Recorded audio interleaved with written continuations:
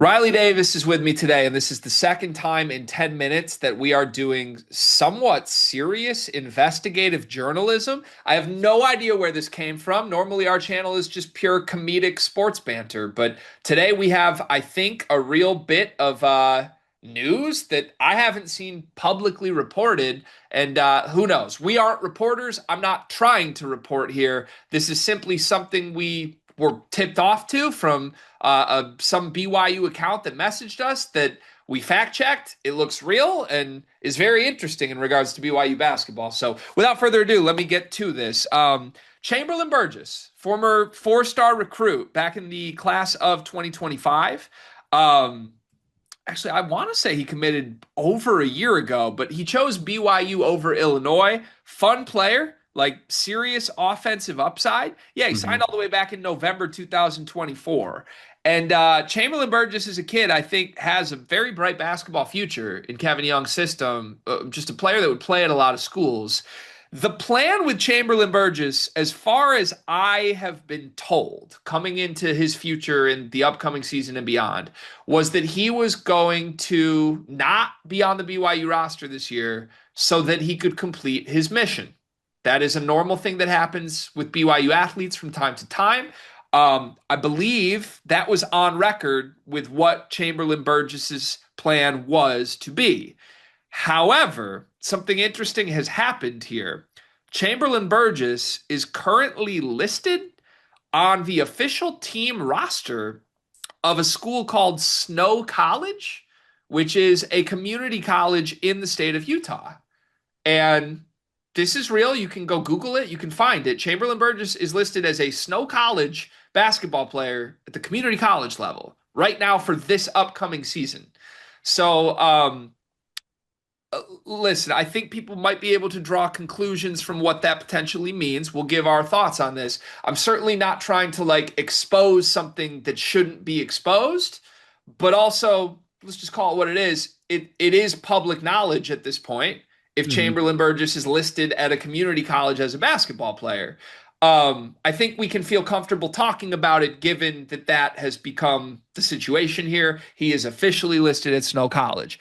To me, some things that that could mean here. I don't know this, but for whatever reason, I would assume he's back from his mission if he's listed on a roster for this upcoming season at a community college. I don't know how you could be enrolled at a community college to play basketball if you were still on a mission. That wouldn't be a possibility. So I'm taking this to mean Chamberlain has returned.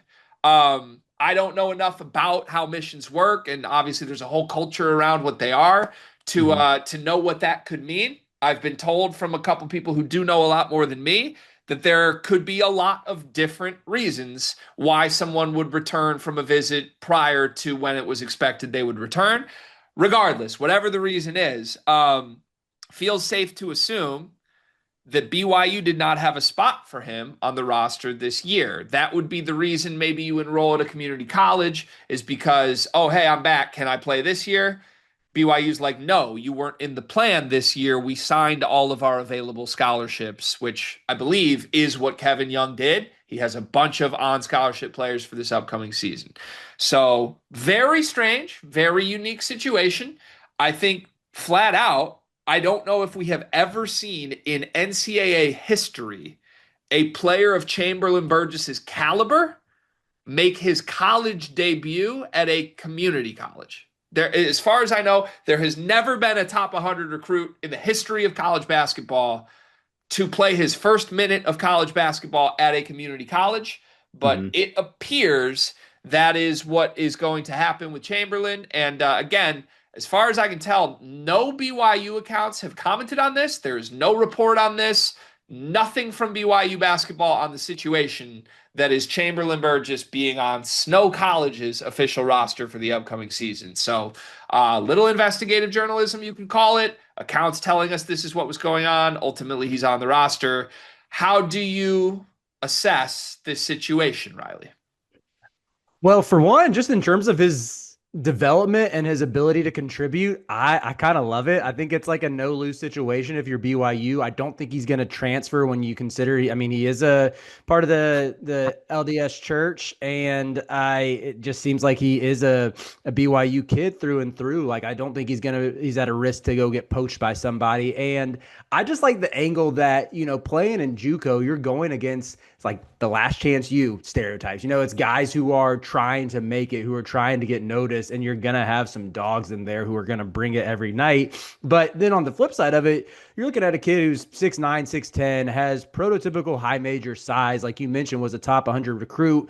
I think he is a dog on the glass with really eye-popping athleticism that you don't see a ton at the JUCO level, unless it is from those guys who maybe fall out of favor at their first university or have some off-the-court issues, have to jump down to that level. So I think it's going to be something that will be pretty fun to monitor to see if he has any like huge statistical nights. But even more so, I think like should develop him physically, should give him a little bit of challenge and adversity coming from guys who are going to be hungry every night to prove themselves. That by the time he gets to BYU next year, you're looking at a roster that I would assume is going to have minutes available in the front court. I mean, Kebaketa's gone after this year. DeBonce has gone after this year. Boscovich, listed as a senior this year. It's really like, I mean, maybe Xavier Statton's back. Kadeem Mbop is back. I actually think he and Kadeem Mbop, like what we've seen out of him this offseason and the hype building around him, I wouldn't be surprised if that's what we're looking at with Burgess this time next year, where it's like, okay, he's not just an athlete and a rebounder anymore. He's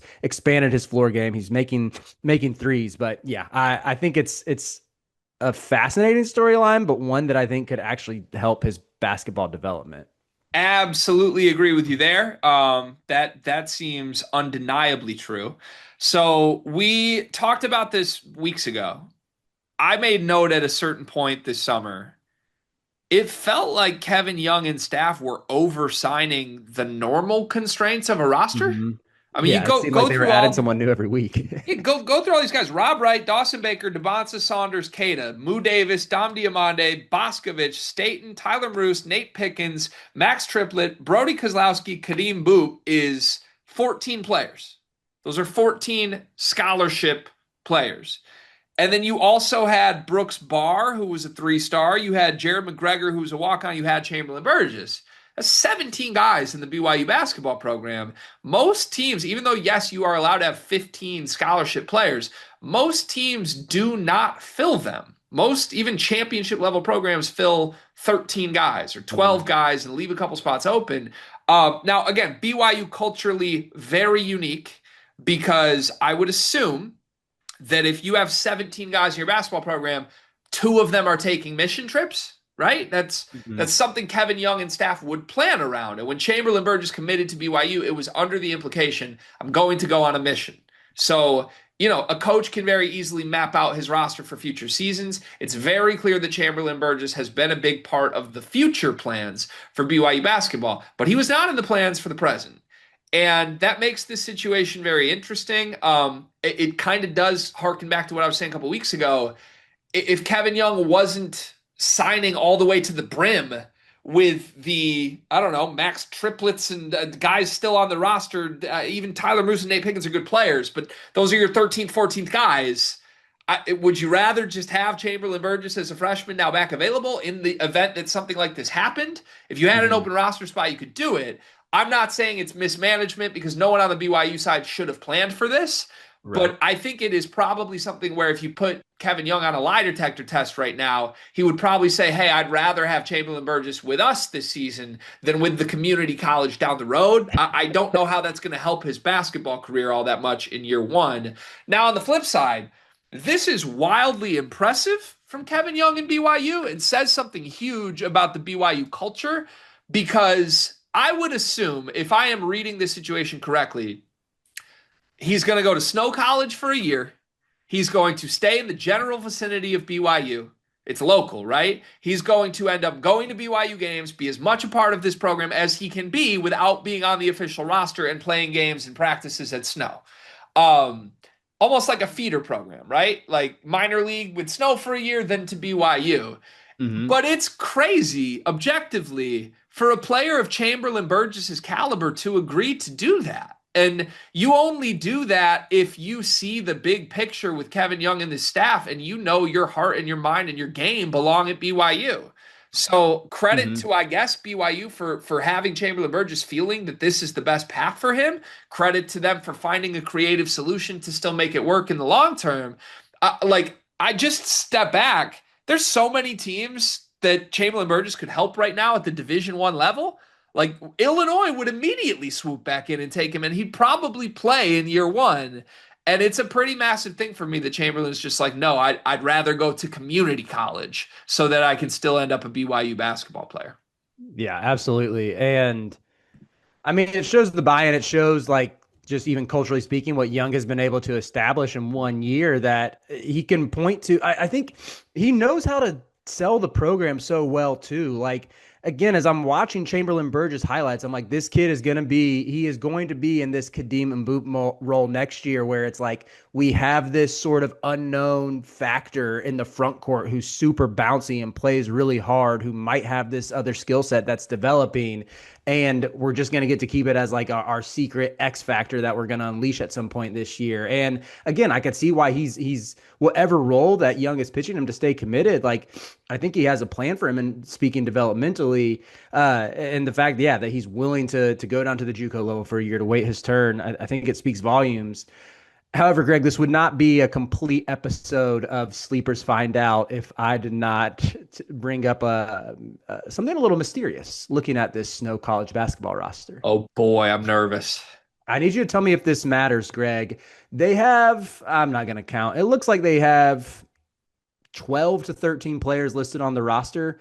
They all have photos, and all of them that have been in the program a year, it looks like, whether they're redshirt freshmen or listed as a sophomore, they have the full bio with even some quotes about why they chose Snow College.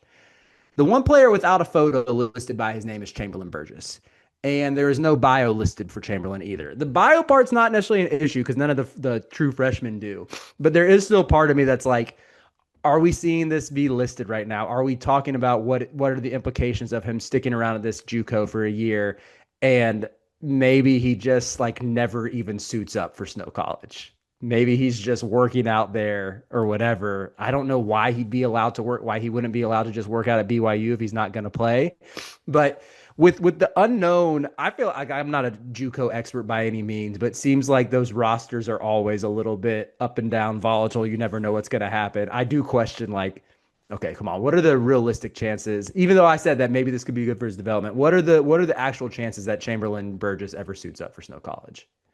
I think he's going to play. I don't think he'd be on the roster if not. I Okay. don't. I don't know why you would even do that. Now, maybe the Hmm. alternative would have been he could have just taken a year off from basketball and somehow stayed in Provo and bought an apartment or something. I don't know what you're allowed to do.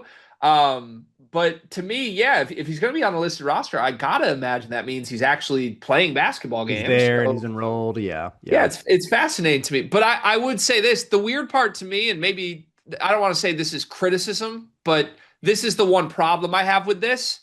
I feel like BYU should have commented on this before it happens. Hmm. I don't know how you have a four-star player committed to your program that magically appears on a community college's roster and you haven't said anything. Like, how has no one involved, no one covering the program itself, Kevin Young, how has nobody had anything to say before you get to this point? To me, you have a press conference and you even say, like, hey, this is what happened. He's going to go here, and next year he's coming right back. Don't Hmm. leave any muddiness out for people like us to speculate. But I think my interpretation of it would not be that it was incompetence that kept them from Hmm. doing that. My interpretation would be culturally, it's probably not something that you want to publicize if you cut a mission short. That would be my guess.